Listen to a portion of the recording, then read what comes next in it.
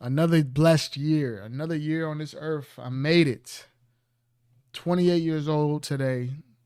So I told y'all I would give y'all a story time, and I have a lot of good. I'm gonna just do a story time every year on my birthday of the most epic stories that I've experienced because I got a lot, bro. I done had some like it's almost like I'm in like a reality show or like the Truman Show because I'm always a witness of things that are so crazy that I shouldn't really witness that I have no part in.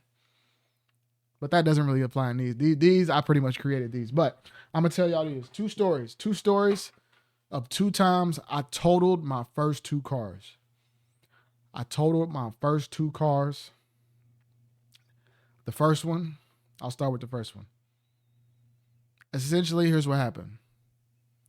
I stole my dad's car and I wrecked it. I know it sounds bad. I know it sounds crazy. I know it sounds reckless. I know it sounds like I was a YN. But brother, we done grown up. We ain't gonna talk about that too much. We ain't gonna gloat on that. But let's get into it. So here's what happened. My dad went out of town. My pops, shout out to my pops. He just messaged me a couple minutes ago about my birthday. Appreciate, much love to pops. But in my younger days, you're a little rebellious. You don't want to listen to the parents. You don't really appreciate the lessons they're trying to teach you. So my pops was out of town, and I'm the youngest child out of my siblings. I got a brother. I got a sister. They both older than me. My brother's a lot older than me. My brother's like almost like 9 or 10 years old, like in between, like 9.5 years older than me.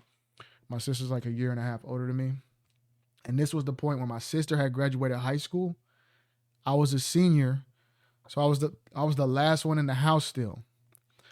So with that, a lot of parents, that first kid gets the utmost attention, the utmost strictest. It's their first time going through it. They don't want to make no mistakes.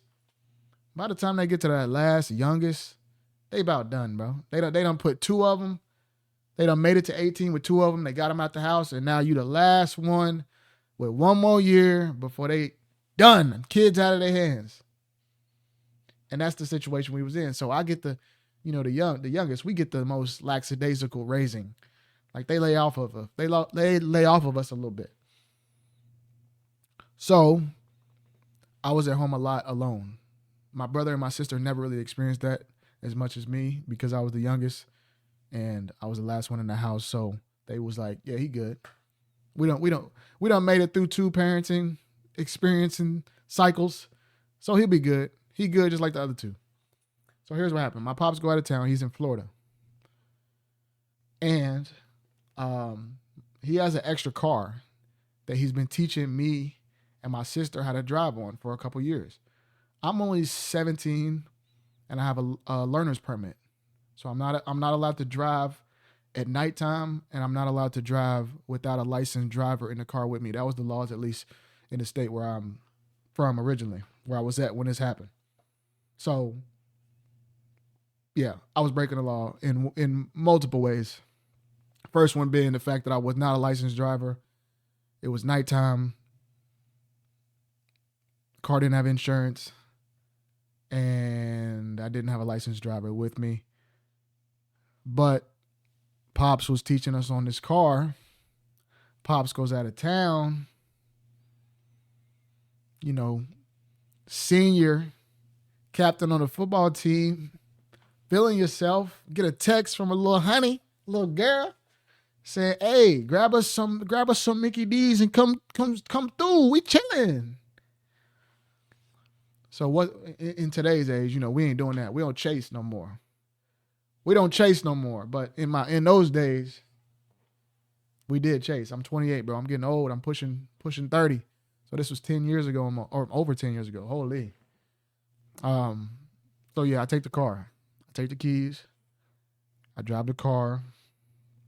I'm about to get to McDonald's. Now the first sign from the man up above that you know damn well you ain't supposed to be doing this is the low coolant. I didn't even know what that meant. Low coolant light came. I still barely know what that means. The low coolant light came on in the car. I don't really know what that means, but the car is like running hot. and the steering is a little shaky. I don't even know if that has anything to do with the coolant. Like I said, I don't know shit about cars for real. But it's like smoking. I pull over the car. Actually, in my high school that I went to, because the girl happened to live close to my high school I went to. I pulled into the parking lot at my high school to like check the cool or like open the hood and just like look, even though I didn't know what I was really looking at. It said low coolant. I opened the hood. It didn't look, it looked all right to me. So I kept driving. The very first turn out of my high school, this is what happens. Y'all got to take note of this because as someone who is not a good driver or not a great driver, I didn't know this until well into my driving experience. So I'm at a four-way stoplight. And y'all may know about this. I know certain states maybe have, different road signs, but the light will have a lane where you can only go straight, and then you have another lane where you can only turn. So I'm in a turn lane, and I'm getting ready to turn left. So, as you may know, on those lights, they have the green circle on the right side, the one that goes straight. They have the green circle. They have the yellow light, and they have the red light. The one to the left has the green circle, the yellow light, the red light, and then the green arrow, which means you can go. See, me, in my, unseasoned driving experience, I think green means go. So when I see green, I think that means I can turn immediately. And I turn. I go to turn left. And an oncoming, all white, like the creep white van. This was like for a company. They owned a company or something. They coming straight at me. What up? What up, C4 in the chat? What up? They coming straight at me. Because if you know the rules of the road, they have the right of way. So they're coming straight. But I think they're going to stop because I think that I have a green light. So that means I can go left. So I turn left. Boom. We hit head on. To this day, I don't remember the actual collision. To this day, I don't remember the impact. To this day, I don't remember the accident. I don't remember spinning. I don't remember turning. I don't remember nothing. All I remember is coming to, and the hood of the car is on fire. The hood of the car is on fire because it was already like running hot from that coolant. And now we don't have an accident. The car is on fire. I'm gonna put this in the thumbnail so y'all can see the car, how burnt up it was. My pops went to go see it afterwards. He was all tore up because he was like, I can't believe you were in this when it was like this. The car's on fire. I jump out the car and I'm just standing there because I'm like, oh, my life is over. My life is over. I don't have a license. I don't have insurance on this car. I don't have no information on this car. I don't even know the rules of the road. I have no business out here. My dad's out of town. My mom works at night, third shift. Nobody I can call. Nobody I can come help me right now. I'm cooked. So, obviously, the people that were driving get out. They seem a little bit upset, but they see how young I am, and they're kind of, being a little bit more nice and lenient with me than they would with, a full-grown adult. And they just like, oh my God, are you okay? I say, yeah, I'm all right. Are y'all okay? Yeah. They tell me they're okay as well. But they have somebody in the passenger seat and somebody in the driver's seat. It was a woman in the driver's seat and an older man in the passenger seat. And he's kind of like touching his neck a little bit. And I go, oh God. Thank you, C4. I appreciate you. I'm just telling a story right now. I'm doing story time for YouTube. Thank you. Appreciate you. I'm going to post this on YouTube. I'm going to clip this. So I got to get this right.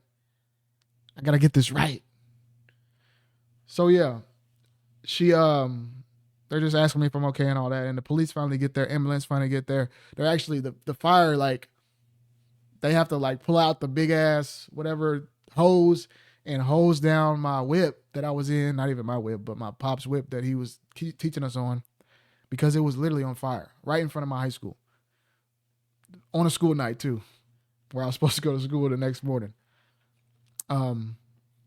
And So everything happens. They put us in the ambulance because they're supposed to. The protocol, to my knowledge, and what I learned later is that they're supposed to take, if you're a minor, they're supposed to take you to the hospital to treat you. I think regardless of what you say. That's what I was told. Because I said I'm fine. I said I'm good. They were gonna take the other people to the hospital, but I was like, I'm good. Like honestly, I'm not hurt at all. I'm blessed. I feel good. I didn't get hurt. So they're like, okay, do you have anybody you can reach out to as far as family that could come get you? So I'm like, damn. My pops is out of town. My mom is at work, and also, I don't want to tell them anyway. Even if they weren't in that situation, I don't want to tell them. So I go, okay, my brother 10 years older than me. Like he is an elder to me because he's 10 years older, but it's a brother. Like he's cool. Like he's my brother. He ain't gonna snitch on me. He ain't gonna rat on me. He ain't gonna like scold me like parents would. So I say, yeah, here's my brother's number. He don't answer. My sister's a year older than me. She's a freshman in college. I know damn well she ain't gonna answer. I say, okay, my brother didn't answer. I got nobody to call. I got nobody.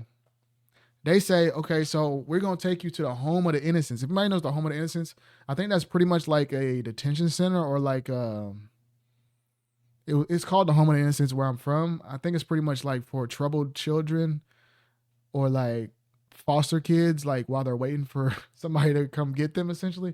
They were going to take me there for the night. But somehow, in the gathering of evidence and the gathering of what had happened, there was a guy that witnessed the accident just randomly, like on the street corner. And he was describing like what happened to the cop. And the cop is talking with him. And the guy was like, yeah, I saw everything he's describing. And he's been very helpful. And the guy goes, oh, I could take him home. A random stranger. I'm underage. I'm a minor. The guy goes, oh yeah, I could take him home. And the cop goes, oh yeah, that's perfect. Yeah, you can't take him. Is that cool with you? Yeah, he can take you right home. You got school in the morning? Yeah, he'll take you. He ain't supposed to do that. He let me go home with this guy. This guy, I've never seen this person to this day. I've never seen this dude another day in my life. He gave me a little piece of paper with his name and his phone number on it. He actually prayed in the car, prayed for me in the car. This dude is an angel. I swear this dude is an angel. I really believe that people are put in places on this earth for a reason. And I'll never forget. Damn, I get like eerie just thinking about it. I'll never forget this dude. And he took me home. He could have done anything. He could have done anything crazy. I'm an underage kid. He already knows because he heard the whole police story that my dad's out of town. My mom's at work. I'm an underage kid that just got in my first car accident, wrecked my car. I'm an emotional wreck. He's pulling me up to my car unsupervised. The cop let him just take me home. The cop didn't like follow us or like supervise. He just let him take me. This dude could have like walked me in the crib behind me and robbed the house. He could have done anything. This dude literally took me home, gave me a little note, said, be blessed, man. Hope you feel better. Sorry this happened to you. I wish you the best. And lets me go in my house. Never heard from him again. Everything is fine. Everything is dandy. Now, the people that we got in the wreck with, that time he was holding his neck, at the site, they saw I was a kid. They were nice.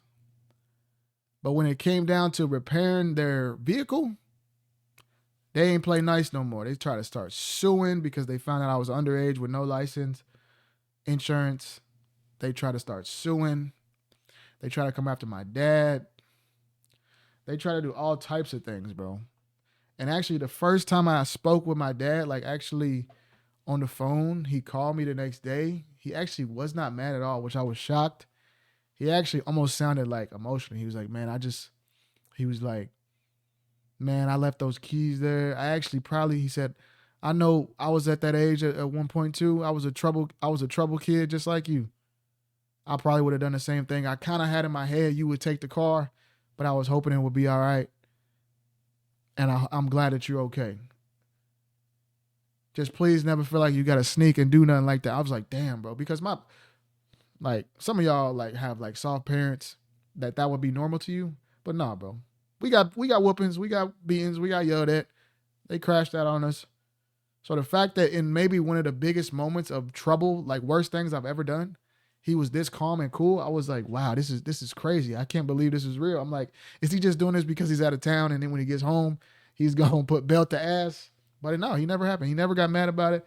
These people tried to sue him. These people try to pursue so many things, and I actually don't even know what came of the case in the long haul, because like 2 weeks later, somebody actually kicked down the door at my dad's crib, and I felt so bad, bro. I was like, damn, I put my dad at risk because these people are really trying to come after him now, because this was an uninsured vehicle that was just kind of sitting off to the side that he was kind of reserving for one of us once we had our license, and he was gonna give it to us. And now I just wrecked it, and now I got him in an illegal situation. And to this day, I still don't know what happened. And these people try to do all types of things. And yeah, a couple weeks later, my pops went to go, kind of retrieve the vehicle. They called him from the little tow place, and he saw the vehicle. He said that he broke down when he saw it. I felt so bad when he told me this. He said he broke down when he saw it. He sent it to my mom. She said she broke down when she saw it.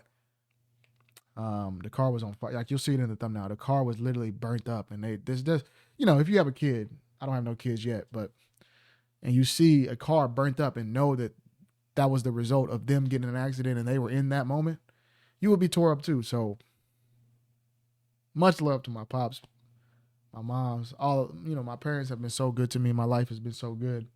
On my birthday today, I'm reflecting on that. And this story was just, a stupid thing that I did. And the crazy thing is, the girl that I was supposed to go see, when I texted her and said I wasn't going to be able to make it because I got in an accident, ain't even text back.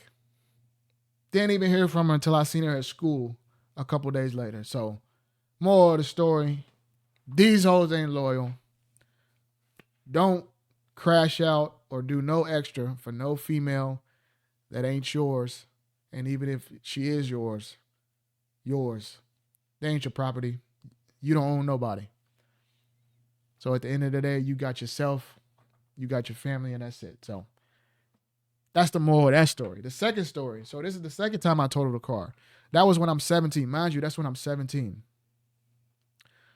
So after that, my parents are a little bit on high alert because obviously, after that happened, actually, funny enough, like I said, I used to be at home alone because I was the youngest child, and I would, my mom would go to work at nights. So at nighttime, I would usually be at home at the crib by myself. I go to sleep and then wake up in the morning, and my pops would either come get me and take me to school, or I'd catch the bus. But for those couple of weeks after this incident, they like had me on, what is it called? High alert. What's it called in prison? Maximum security. They had me on maximum security lockdown. I had to go to my granny's house and stay at her house. So there was no moment where I was unsupervised as a 17, almost 18-year-old kid. They had me supervised 24/7 watch. And the way that my pops actually got out of the lawsuit that the people try to come after him with is because after reflecting on the story, they found that the cop letting me go home with a random person was a violation of his policies that he's supposed to do. And just like, in the midst of the case, they basically said that they end up throwing it out because the cop was going to end up taking more blame than we did. So it just kind of got thrown out. That's the understanding I have of it. Obviously, I was a kid. My dad kept me out of that. My dad took care of it. But that was my understanding, is the fact that the cop let me go home with a random ass civilian was against protocol. They're supposed to take you to either the home of the innocents or to the hospital to be assessed. And him letting me go was a violation. So we got off scot-free. We good. We good. We blessed. We good.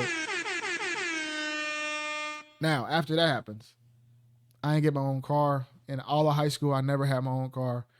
College, I never had my own car. My freshman year, I went off to college out of state. Didn't have my own car. Played football my freshman year in college. Didn't have a car that whole time. I was DDing. I don't drink. I don't smoke. So we go out to parties. I'm DDing. And the payback that I get for DDing all the homies, all my football teammates on party nights, They say, if you DD for us on Saturday, you can borrow my car whenever during the week. So that was my negotiation to be able to drive, because I didn't get my own car until maybe 3 or 4 years later when I'm 21 or 22. And I get my first car. I'm so hyped I have my first car. I'm driving. I'm whipping it. I'm, Snapchatting, all that shit, showing everybody I got my whip. I'm mobile. What's good? And I decided to go to Cincinnati, Ohio, which is where I went to college my freshman year. I decided to go back and visit with some of my homies that I played football for. I only went there my freshman year. I ended up getting kicked out. That's another story for another time. But I go back to Cincinnati to visit one of my homies that I was a teammate with. We go to Cincinnati. We go out party. We get lit. We have a great time. And I decide I'm going to drive straight back after the party at like 1 or 2 a.m. On my way home. I know I gave my parents so many headaches. My sister and my brother were such good kids with good grades, and I was the one, the youngest is always messing up, getting suspended in school all the time. But I'm driving home, and it's like 2 a.m. And I'm actually listening to a podcast. I remember I was listening to a podcast, and I'm getting a little bit tired. So I roll down the window. I try to roll down the windows. I try to put the podcast on blast. But actually, the podcast episode ended up not, like, my idea of trying to stay up was putting on a podcast, and it ended up being a boring podcast episode. So that was actually terrible. I should have just put on music or something. But I put on a podcast. That's the last thing I remember is putting on a podcast, rolling down my window, like trying to do my eyes like this, blink out the tired. Didn't work. Last thing I remember is putting on the podcast. After that, all I remember is hearing a car honking right next to me. Just laying on the horn. We're the only 2 cars like within miles because it's so late at night. We're the only 2 cars on the road within miles. They're right next to me on the highway, and they're just honking at me nonstop. I'm like, bro, what the hell did these people want? Because it don't even go through my head that I was just asleep. I'm like, bro, what do these people want? And then it kind of goes to my head. I was like, damn, I might have been I don't really even realize. I don't even remember the last like 5 minutes. I might have fell asleep. They just woke me up. I said, oh my God, I was asleep. Thank you. So I'm waving to them like, oh, thank you. I'm up now. Thank you. I'm up now. I'm good. Then I keep driving. They still next to me. They still honking. Laying on the horn, like pointing, like, I'm like, dog, I'm awake. Yes, I fell asleep at the wheel. Yeah, big deal. I'm good. Thank you. Appreciate you. They keep honking. They're laying on the horn. And honestly, like, I'm like getting mad. I'm like, bro, I'm good. Like, damn, go. I'm good. And they finally just leave. And I'm like, after that, I'm like, bro, what was they on, bro? Like, what are these people tripping about? We're the only 2 people on the road for miles and miles, and they just honking at me nonstop. Like, yeah, maybe I would have maybe dozed off for a second, but I'm up now. Like, chill out. And then for a couple seconds, I'm still driving. Then I hear something. I had the radio on still, but I start hearing like a little, like metal grinding, like noise. And I turn down the radio, and the noise just gets louder and louder. Then I noticed that it's coming from like my front left side. So then I roll down the window. I see sparks coming from like my left tire area. I pull over. I'll be damned. Y'all think this is probably the craziest? Like, this is probably like out of a movie. I pull over. I got 3 tires on my car. The 4th tire went flying off the road, miles back, and I was driving on 3 wheels for about 5 minutes. I fell asleep at the wheel and apparently merged over into the little divider that they have on the highway. Thank God it was there, because if it wasn't, I would have went right into the little grass in the middle, cut to the opposite side of the highway, probably would have been hit head on, probably be dead right now, probably wouldn't even be able to make this video. But the little dividers on the highway, thank God for them being there.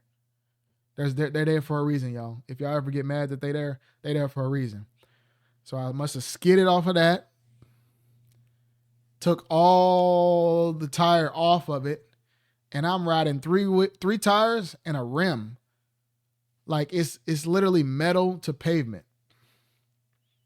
And I was riding on that. It was sending sparks up. I pull over and I said, oh my God, I did it again. My parents are going to never let me drive again. They're going to kill me. I know I'm actually technically grown now and they can't really stop me, but they're going to kill me because, yes, I'm grown, but I just totaled this car at 2 o'clock in the morning. I'm a grown-ass man, but guess who the hell I'm calling? I call my mama this time. My mama comes. Thankfully, I was almost home. Where I'm from was like 2 hours from Cincinnati where I went. And I was about 40 minutes from home. She drives all the way out to where I'm at. I have to like location, like center the exact location in the middle of the highway, not even near an exit, not even near nothing, just in the middle of nowhere in the highway. She finds my car. She has AAA. She calls AAA. They tow my car. She drives me home. One of the most silent car rides home. And now I'm out of a car. I wrecked this car. And again, we have the same cycle that we had before, where you almost like go to the funeral of the vehicle, where you go to the junkyard. We went to go see the car, and she sees that it had 3 wheels. It was so dark at night, she couldn't even see the car for real. But after we went to go see it, in the aftermath, it really hit her that I was like, fell asleep at the wheel, riding on 3 wheels for miles. And somehow I'm still alive after both of these crazy situations. And the moral of the story is I'm blessed. Another year, 28 years old. But also, I'm a terrible driver. I ain't gonna lie. Like at this point, I can't deny it, bro. Those are my first 2 cars. I totaled those. My third car, I ended up selling it, so I never had no damage on that one. I was at the BMW. Shout out to my BMW. Never wrecked that. Never had no damage to it. So that was a good streak.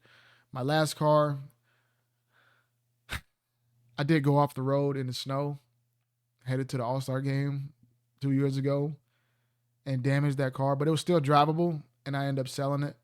I did damage that car. Maybe I'll tell that whole story later when I swerved off the road in the middle of a snowstorm. But for now, I'll leave y'all with those 2 stories. Birthday story time, 2025, 28 years old, March 22nd, 1997, another year older, another year blessed. Thank y'all for coming through. Thank y'all for watching. Appreciate everybody in the stream and appreciate everybody that may watch this later. Much love to y'all. Make sure you like, comment, subscribe on the video. Come through the live stream. I'm on Twitch. I'm on YouTube. I'm on Kick. I'm on X, Twitter. I'm on Instagram. I'm everywhere. I'm on TikTok. I'm back on TikTok after getting banned. Show some love. I really appreciate everybody that supports in any way, because this is just something I'm trying to do.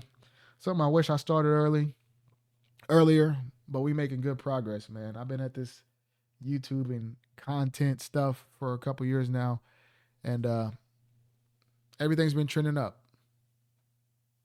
So God willing, we continue to trend up. Maybe one day I'll do this full time and I won't have to work a job. Maybe one day. One day. Not even maybe one day. Definitely one day. It's just how soon. Just how soon. And I'm glad that it's going to come when I'm older, because like I said, when I was wrecking all them cars, if I would have had, money or success and shit when I was that age, my ass would be dead probably, because I almost was dead with no money. So yeah, thank y'all again.